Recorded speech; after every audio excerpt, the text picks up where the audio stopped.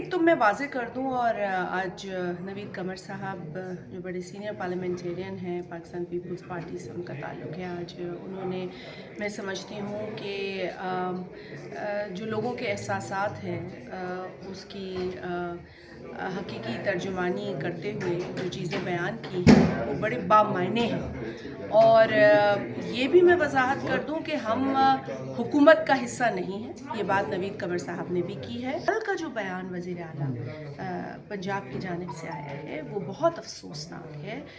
वो एक unbecoming of a chief minister मैं समझती हूँ ये है। और इस तरह PMLN की जानिब से जो रवैया है, अब मैं इसे PMLN का रवैया कहूँ या सिर्फ वज़ीर आला पंजाब का रवैया कहूँ, मुझे नहीं पता कि पूरी PMLN इस रवैये के पीछे खड़ी है। अगर ऐसा है तो मेरा ख्याल है कि फिर जिस चीज़ के लिए पाकिस्तान पीपल्स पार्टी ने उनके साथ बैठकर उनकी हुकूमत को मजबूत किया या हुकूमत बनाने में उनकी मदद की, तो फिर तो हमारी वो ख्वाहिश और हमारी वो कोशिश ये फेल होती हुई नज़र आती है।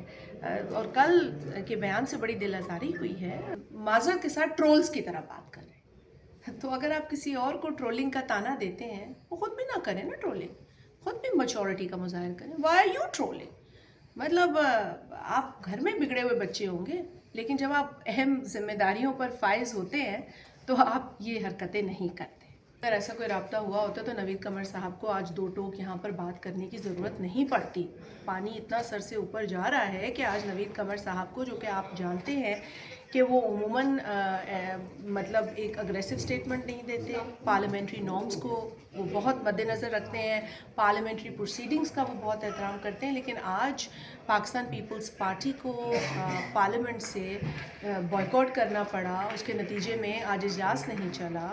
उनका जो बयान था वो कुछ तास्सुबी बयान था और हम इस तास्सुब को एक्सेप्ट नहीं कर सकते।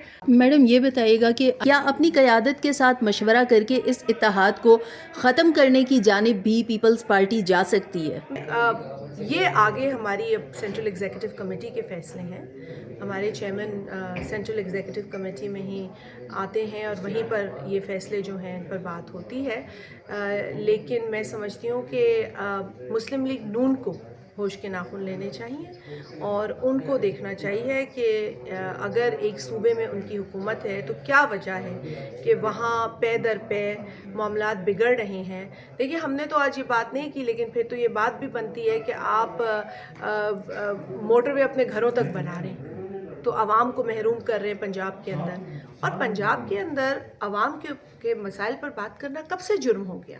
मैडम जाते जाए आखिर में सिर्फ ये बताएं कि इजलास के बाद जैसे ही पीपल्स पार्टी ने वॉकआउट किया, आप लोगों ने लॉबीज़ का रुख किया, तो वहाँ पर कोई मुस्बत पेशरफ्त हुई? आजम नज़ीर तारड़ साहब आए, देखिए वो आए, वो अच्छी तरह हमसे मिले। मैं किसी भी और मेंबर का किसी का नाम नहीं लूँगी, लेकिन अब बात है, लेकिन उनकी सफ़ों में भी इस बात पर अफसोस का इजहार किया जा रहा है कि इस तरह का रवैया पंजाब की हुकूमत को या वज़ीर आला को नहीं इख्तियार करना चाहिए था। तो ये I think it's a positive sign.